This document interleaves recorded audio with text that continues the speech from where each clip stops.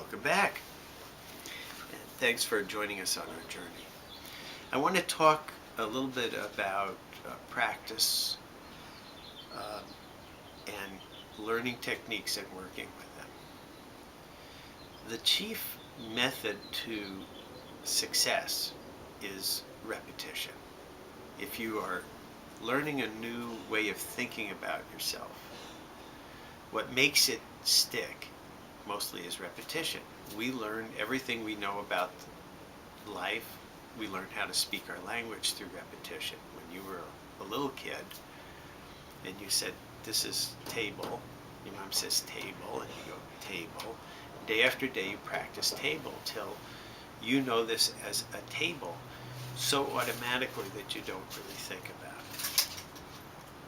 Scientists say that it takes about 1,000 repetitions of something for it to become smooth, and something between 10 and 100,000 repetitions of something for it to become automatic. That's why typically it takes about 10 years for you to learn your profession in a skillful way. Just getting a degree and coming out of college usually is just the beginning of your journey towards professionalism. Now, the great thing about being as human is that we dream when we're awake and we dream when our brain is asleep.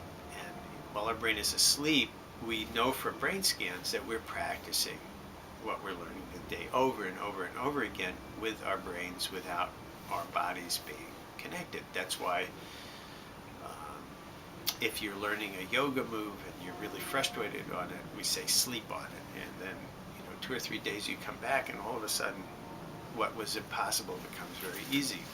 What you may or may not know is you've been practicing that move over and over hundreds and hundreds and hundreds of times in your sleep.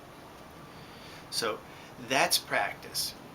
What I hear a lot from people is we give an assignment, let's say write in your journal, and they come back and say, I wrote really well for the first 2 days and then I seem to forget about it. I think I'm a really bad student. And first off, we don't like to use words like that. I'm a really bad student. But beyond that, what we don't realize is what makes our word count and gives it power. What makes our ability to practice something till we get it right is something we call personal power. Personal power is one of the things we're really working on very strongly. That's not power over other people. That's the power for your word to have power over you. It's the power of your actions to work in the world. It's what I call traction. So if I have really worked with my hands over the years to develop a certain power to them and I pass over something, I know it has traction. I know that it's going to move something. I didn't know that when I started out and I began to practice. We have to actually acquire personal power bit by bit, molecule by molecule, and second by second. It's a process that takes some time. I make it analogous to a hollow leg. We talk about somebody who drinks like they have a hollow leg. They can drink beer up to, drink and nothing happens, and all of a sudden they get drunk. That's the way it is with developing anything in spiritual work. We practice something and practice something and practice something, and it seems like we're not getting anywhere. And then one day, boom, it's an unpredictable day, but that day it starts to work for us. We filled the hollow leg and now we're working here. That's how we gain personal power. The only way to gain personal power is to keep at it. And the only way to keep at it is to have a group such as this to work with, where you have the mutual intent of people moving forward. That way we can help each other get through those darker days of getting up to speed on some of these issues. So I would say that personal power is one of the key things that we're working on in spiritual work. Clearing up concepts and ideas is another very big one that we're going to work on. And we're going to talk about each of these in one of our segments as we go forward. Another one is cleaning and clearing our energy. We have a lot to clean up here on this planet. You know the expression, clean up on aisle 9. Well, we have not helped people move on from their bodies to the next stage for a long time. Most of those religions have not been supported or believed, and we give lip service to a lot of that devotional stuff that otherwise would help us move on after our incarnation. As a consequence, the residues of us are everywhere here. We are not just polluting the earth with chemicals and biologically modified organisms and mercury and all of that. We are polluting the earth with the residues of us. So there's now cleanup on aisle 9 and cleanup on aisle 8 and cleanup on aisle 7 and cleanup on aisle 6. So when you came here and you incarnated, when you go out and about, we are moving through a highly polluted environment. This doesn't create an impossibility for us. It just means we have to clear and cleanse ourselves a lot. We have to create home environments that are clear and cleansed. We have to become more aware of what confused energy is, what intense energy is, what leftover and stagnant energy is. And we just have to become more and more militant about keeping our energy clear. So learning how to do that and supporting that is a big piece of our process. Another piece of our process is changing our structure, our way of living, so that supports love, so that supports light, so that supports our enterprise and desire, natural desire to bring our dreams into manifestation. It supports our enterprise to even outgrow the need to bring our dreams into manifestation, because that in itself is a dream that wants to manifest itself at a certain point. Getting our diet, exercise, the way we breathe, our attention and awareness in every moment of what we're doing to match the heaven on earth we'd like to live is a big part of the structure. We're also going to be working on making that connection with our divinity, with that ray of light, stronger. That means knowing more and more who we are, why we are here, and what we're doing in every moment that we're here. It also means cleaning up the channels of communication that we have, so that our inner world and our inner communication with that life is as powerful, if not more powerful, than the pulls on us through the sensory thing, the pulls on us and the hooks on our attention of the advertisement, the media, the concerns and the worries of the outside world. This does not make us isolationistic. This does not make us lonely or lonesome. This does not make us aloof or unconcerned or unloving about our relationships. In fact, what it allows us to do is to bring more life, more love, more healing, more health, more joy, and more support to the people we do love, to the things, the place where we do earn our living, the city where we dwell, and everybody who is in it.